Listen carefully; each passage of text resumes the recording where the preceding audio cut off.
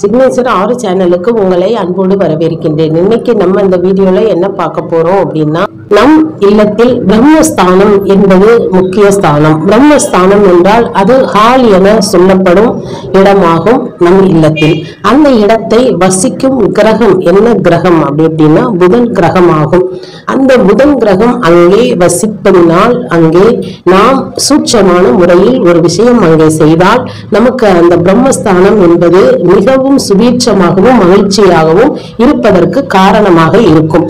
புதன் அப்படின்னாலே புத்தி கூர்மை, தெளிவு, படிப்பு, சிந்தனை, இப்படி நிறைய விஷயங்கள் இருக்கும். அப்போ அதற்காக தான் நிறைய பேர் பார்த்தீங்கன்னா அந்த பிரம்மஸ்தானத்தில் தான் ஹால் போட்டு நிறைய பேரை கூப்பிட்டு அதில் பேச்சுவார்த்தை நடக்கும், படலம் அனைத்தும் அந்த பிரம்மஸ்தானத்தில் நடக்கும். குழந்தைகள் படிப்பது, இப்படி நிறைய விஷயங்கள் இருக்கு இல்லையா, அது எல்லாமே அங்கே நடக்கும். இந்த பிரம்மஸ்தானம் என்பது எப்பொழுதுமே நீட்டாக, அது சோஃபா அந்த மாதிரி விஷயங்கள் வைப்போம். ஆனா ஹால் அப்படின்னாலே அது மிகவும் தெளிவாக இருக்கும். அனைவரது இல்லத்திலும் ஹால் என்பது மிக தெளிவாக இருக்கும். ஏன் அப்படின்னா அது அந்த புதன் ஆட்சி செய்வதனாலோ என்னமோ அந்த ஹால் என்பது யாருமே அங்கே முன்னாடி, நம்ம வீட்டுக்கு முன்னாடி அது இருப்பதினால் அதை மிகவும் சுத்தமாகவும் தெளிவாகவும் வைத்திருப்பார்கள். அங்கே இப்ப என்ன செய்யணும் அப்படின்னு நீங்க கேட்டீங்க அப்படின்னா, ஒரு பித்தளை பாத்திரம் எடுத்துக்கோங்க. பித்தளை அல்லது செம்பு அல்லது கண்ணாடி பாத்திரம் எதுவாக இருப்பினும் அதில் பச்சை கற்பூரம், கண்டிப்பாக இந்த பச்சை கற்பூரத்திற்கும் புதனுக்கும் என்ன சம்பந்தம் அப்படின்னு உங்களுக்கு ஒரு கேள்வி வரும். அப்போ பச்சை கற்பூரம் என்றால் விஷ்ணு பகவானை குறிக்கும், லட்சுமி தேவி, இந்த தெய்வங்களை குறிக்கும். இவர்களுடைய தன்மையும் புதன் தன்மையும் ஒரே மாதிரியாக இருக்கும். புதன் பகவான் அப்படின்னாலே விஷ்ணு பகவான் அப்படிங்கறது நமக்கு தெரியும். அப்போ அங்கே பச்சை கற்பூரம், ஏலக்காய், துளசி, இது மூன்றையும் நன்றாக, ஏலக்காயை நல்லா பொடிச்சுக்கோங்க, பச்சை கற்பூரத்தையும் நீங்க பொடித்து கொள்ளலாம்.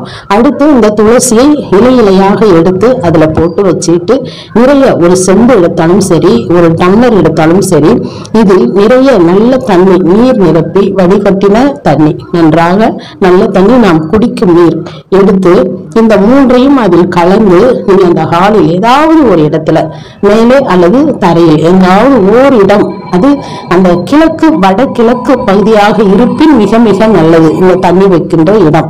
அடுத்து உங்களுக்கு எங்க சௌரியமோ அங்க நீங்க வைத்துக் கொள்ளலாம். ஆனால் அது ஹால் பகுதியாக இருக்க வேண்டும் இந்த நீர் வைக்கிறது.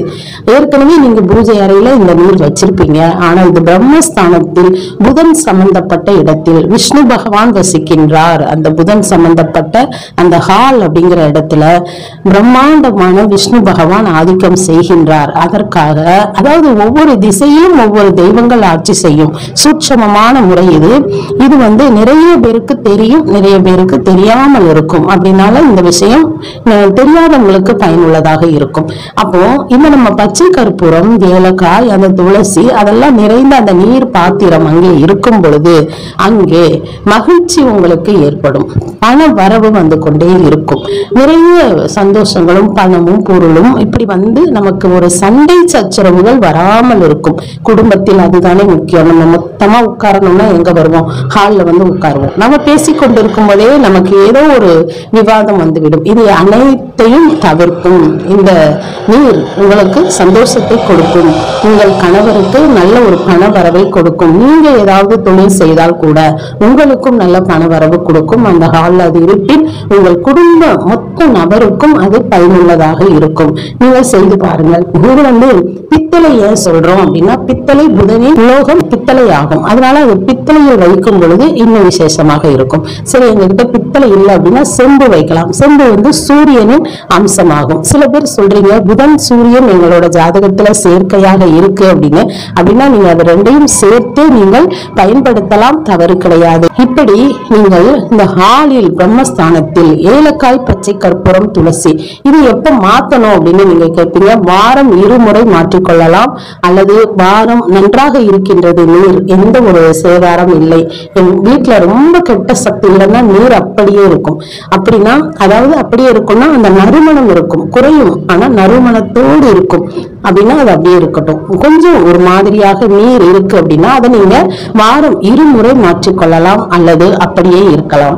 இப்படியாக நீங்கள் செய்யும் பொழுது அந்த நீர் நிறைந்த பாத்திரம் உங்கள் பிரம்மஸ்தானத்தை மிகவும் நல்ல நிலைமையில் வைத்திருக்கும். அது அதோட கடமை என்று எடுத்து செய்து கொள்ளும். இதற்காக உங்கள் பிரம்மஸ்தானத்தில் இந்த நீர்நிலையை வைத்து நல்ல பலனைகள். இது தெய்வாதிகமானது, இது தெய்வத்துக்குரியது. இந்த 3 பொருளும் உங்கள் வீட்டில் உங்களுடைய பிரம்மஸ்தானத்தில் இருப்பதினால் அனைத்து நன்மைகளும் நடக்கும். இந்த வீடியோ உங்களுக்கு பிடிச்சிருக்கும் நம்புறேன். இன்னும் ஒரு வீடியோல நான் உங்களை சந்திக்கிறேன். தேங்க்யூ.